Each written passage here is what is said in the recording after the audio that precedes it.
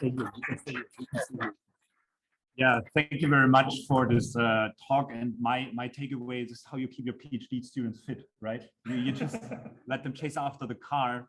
So the indie teams were just sitting on the track, yours were running. Yeah. So I organize now the Q&A session. You can just step to the microphone if you have a question, just come in front. And meanwhile, I would ask you the first question, which is a very easy question, but also a difficult one. Perception, planning, and control is what we're doing in autonomous vehicles. When we look at your problem, where do you think lies the most important part? I think perception, of course, right? As everybody would say, not that planning and control are easy, right? But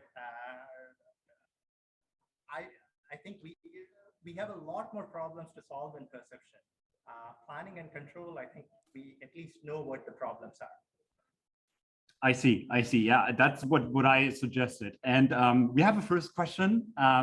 Trent, just go ahead and ask to whoever. I unmute Bryn and Mauro, and they can answer. Okay, great. Yeah, my question is for Bryn mostly, but others can chime in if they want.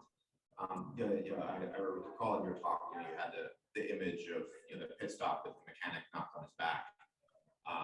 Clearly, that's not an acceptable outcome, right? Like FAA is never just going to let that slide. So I'm curious what your thoughts are on a path forward for safety. How are we going to check that box that satisfies the FIA to say, yep, these systems are safe. We're content having them drive in the pit lane and interact with humans, especially given the context that a lot of the work is focused on machine learning based reinforcement learning based techniques that are implicitly black box in a lot of ways. So Trent, sorry, you have to come here. Yeah, no worries. Bryn, did you understand? Yeah, I could hear him. Yeah, I could hear him fine.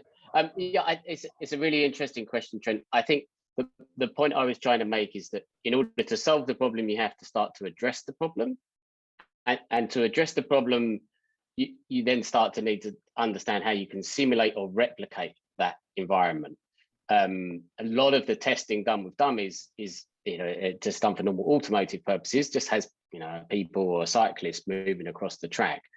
There's no real concept of being able to stop in that box. So again, if we focus on the topic, it's break it down, to be able to target that small space, know exactly where you're going to stop, be able to correctly estimate the friction going into that, so you know what the speed is.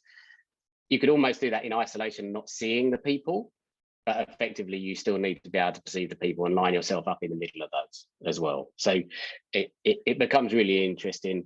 That's why I kind of say I could imagine that it might become driving in the pit lane might become something that is a dedicated safety driver that is regulated separately. So all teams, as they enter the pit lane, have to switch onto the safety driver, and that safety driver is developed in combination with a regulator and is proved to be safe, rather than allowing teams to take very diverse and different approaches to solving the same safety problem. So I think that's probably where we'll end up going.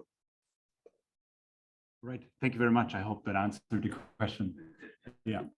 We have a next question from the audience. Yeah. You can come here. It's easier probably, so everybody hears it. Yeah. So welcome and thanks for your question. Yeah. My question is for Professor Salazar. So I saw that when you guys are optimizing your both the energy management as well as velocity profile over a discretized path, right? And I guess my question is how do you obtain the race line that you're optimizing over, and also the fact that depending on how you solve for the velocity profile, that could have an impact on the race line itself, right? Because of the dynamics of the vehicle. So I think he's muted. Fantastico, thank you.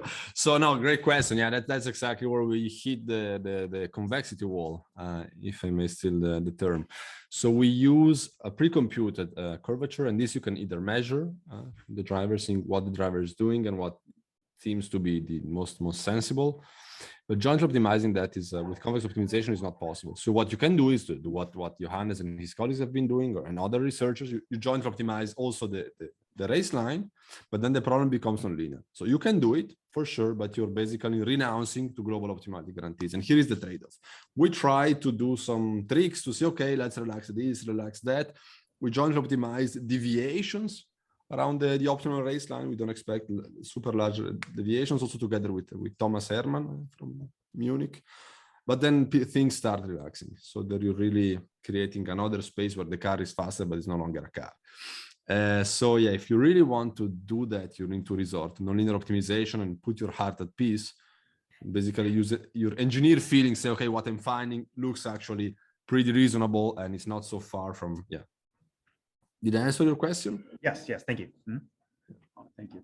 We have another question from the audience, Jack. Hi, Jack Silverman here. I guess I have a question for each of the speakers. Number one, when you mentioned Baja, I mentioned not to the Baja California race, that's several miles there, right? So that go much faster. They do go much faster, okay. Yes. So said so, like I'm actually some of those third road community that a lot of camping in Southern California, including Baja. And then we don't really call that off-road, we call that like third road, because if you go off-road, you actually illegal. In this case, is your problem mostly really out of the tracks and you want to go tracks? So 1994 at Birmingham, so that's where I got my vision in field robotics. So the whole point of going off-road was for military applications, right? So what is behind that pushes? So you have to do ground penetrating radar, because if you can't see, you can sense. And of course, the whole dynamic way much slower, right? Some of the big nav labs. And then you'll go primarily trying to get the third road challenge first, and then the off-road for, let's say, the applications. So very quickly, we're funded heavily by DoD, so we are trying to solve the general problem, but the Baja is something that's close to my heart. So yes, but we are doing it the other way. We are trying to solve the general problem and then come back to the Baja problem.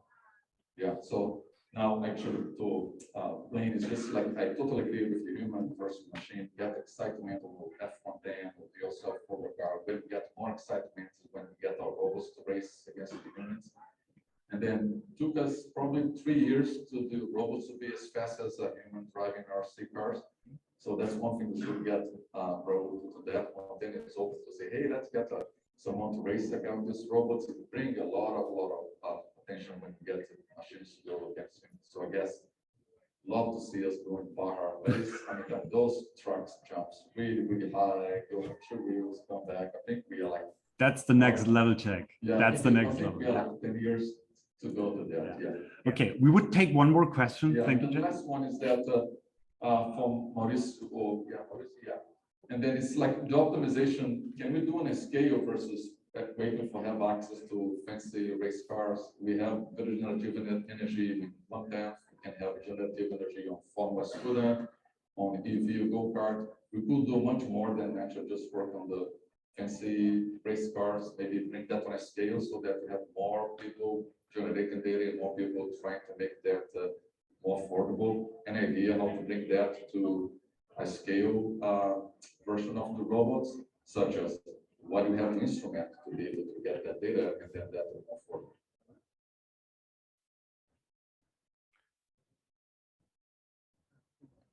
Yeah, did you understand the question, Mauro, or? Yeah, can you repeat it, please? Yeah. Still trying to find how can we make it more affordable. Can you maybe get closer to the mic? Yeah. So how can we get the data that you're looking for on a scale versus just on the full size car? Can you use that in F110? Can you use that on former students? And can you use that on this new category that's coming, that's vehicle cars? This data and trying to test that on a scale versus a full size car.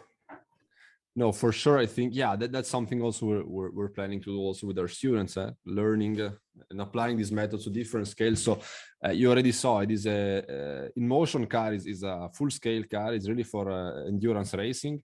Whilst we also leveraged methods for device for the Formula Student car. You just need to change the parameters there.